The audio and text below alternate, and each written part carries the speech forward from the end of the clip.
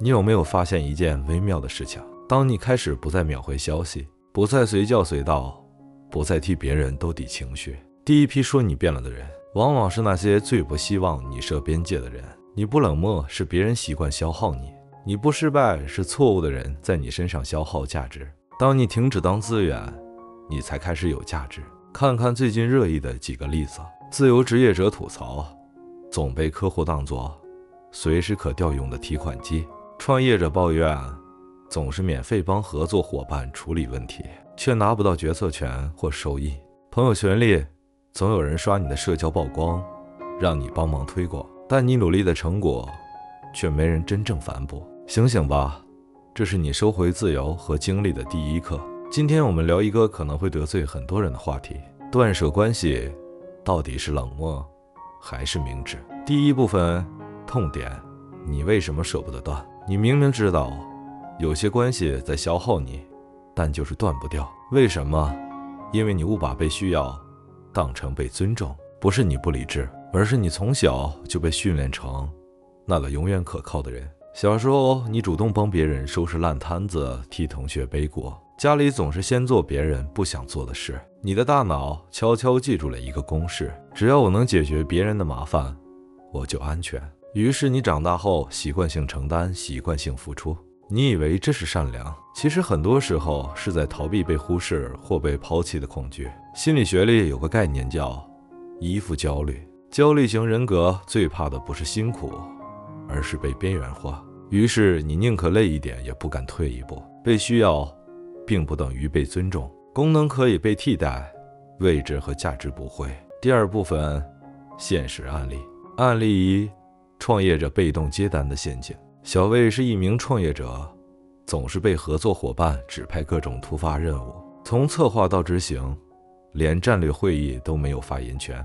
他原本以為努力等於權力，結果忙得焦頭爛額，卻連核心決策都插不上話。他做了一件決定性的改變，每周列出任務邊界表，明確哪些必須拒絕，哪些可以參與決策。後來他掌控了節奏，成為團隊不可替代的核心決策者，精力和收入都同步提升。你总是被动承擔，你只是工具，掌控節奏和選擇，你才拥有資本和方向。案例二，自由職業者的能量資本。小宋是一名設計師，客戶總是習慣性要求免費修改，甚至拒絕支付額外費用。他開始做3件事：一，給關係設門檻；二，明確修改次數和收費規則；三，篩選高價值客戶。結果他收入提升，自由時間增加，創作能力恢復，把自己从隨時可用的資源升级为有门檻的資本，才有權利掌控生活。案例三，戀愛與朋友圈的新維度。小裴總在戀愛和朋友圈裡調整生活節奏，犧牲時間滿足別人，結果對方習慣性理所當然，不感激也不付出。他做了一個決定，只投入能帶來成長和共鳴的關係，學會拒絕無效付出。結果戀愛關係更健康，朋友圈更同頻，生活節奏重新掌控。學會拒絕無效付出，生活節奏才能真正恢復掌控。案例四，家庭責任的現代升級。小夏長期承擔父母和兄弟姐妹的經濟與情緒債務，成長空間受限，長期自我提升被迫延遲。他決定每周設立邊界時間段，拒絕非核心責任，引導家人自己解決問題。結果情緒穩定，自我成長時間增加，關係質量改善。親情不該是終身責任制，成年人的愛必須允許邊界。第三部分，系統分析關係的底層規則。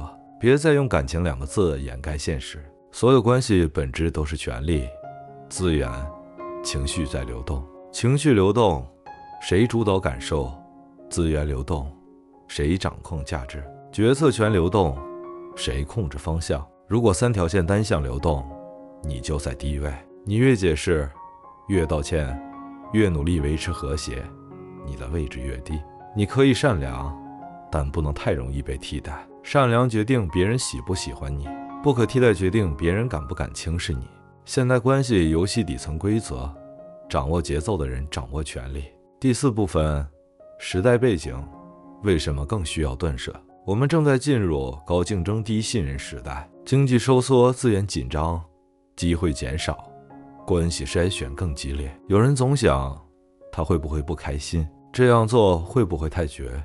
有人會先問自己，這段關係對我有沒有長期價值？他是否尊重我的時間？他是否讓我更靠近目標？有人消耗情緒，有人投資未來，有人害怕孤獨，有人學會獨處。過去講人情，因為資源不透明；現在講價值，因為機會更殘酷。清醒不是功利，而是對生命的尊重。第5部分，底層邏輯，從資源思維到資本思維。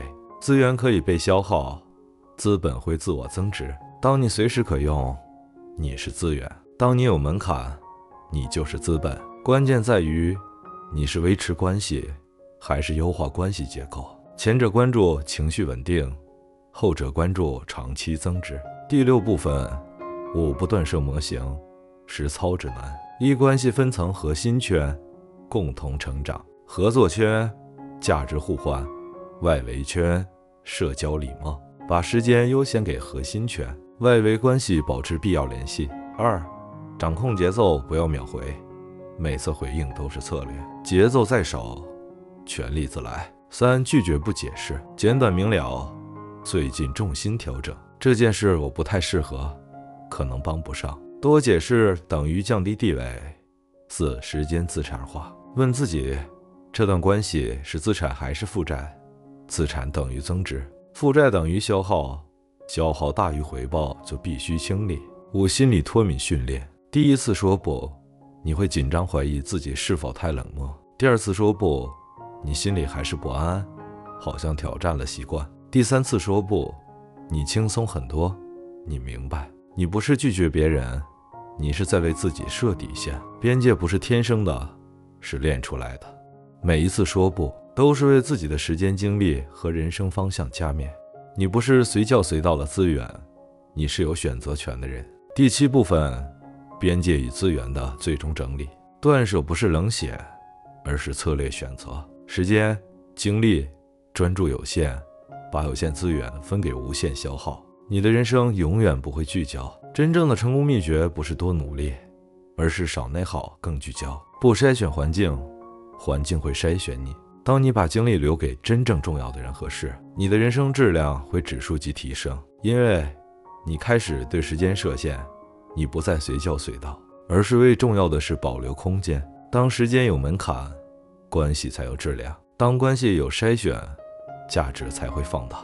有人離開不必解釋，留下的本就方向一致。真正的清醒不是冷漠，而是不再把自己當成公共資源。你不是隨叫隨到的人，你是有選擇權的人。在評論區告訴我，你現在最想斷的一類關係是 A 職場、B 朋友、C 家庭、D 戀。下一集我們聊更殘酷的話題，揭開朋友圈潛規則。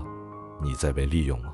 如果今天的內容對你有價值，點個讚，讓它被更多人看到。關注這裡，我們不談討好，只談邊界。